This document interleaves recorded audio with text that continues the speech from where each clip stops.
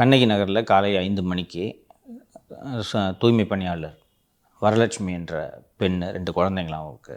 அவங்க கண்ணகி நகரில் தூய்மை பணியில் ஈடுபடும்போது அவர் இறந்திருக்கிறார் என்ற செய்தி வருகிறது. மாநகராட்சி ஊழியர்களாகட்டும், மின்வாரிய ஊழியர்களாகட்டும் வேண்டுமென்றே இதை செய்கிறார்கள். அவங்க சாவணும், வரலட்சுமி சாவணுன்றதுக்காக இதை பண்ணிட்டாங்கன்ட்டு யாருமே குற்றம் சுமத்த போவதில்லை. ஆனால் கவனக்குறைவின் காரணமாக இப்படி உயிர் பலிகள் தொடர்ந்து நடந்து கொண்டிருக்கிறது என்று ஊடகங்களில் செய்தி வரும்போது மிகுந்த வேதனை அளிக்கிறது.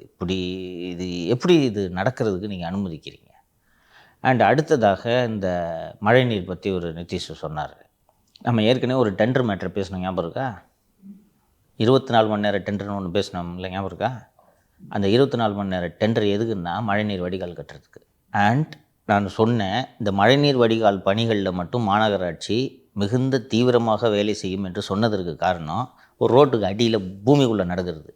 செஞ்சாங்களா இல்லையான்றதையே கண்டுபிடிக்க முடியாது. நான் மிகைப்படுத்தி சொல்லவில்லை, உறுதியாக ஒப்பந்ததாரர்களிடமெல்லாம் பேசிவிட்டு தான் நான் சொல்கிறேன், வேலையை செய்கிறது.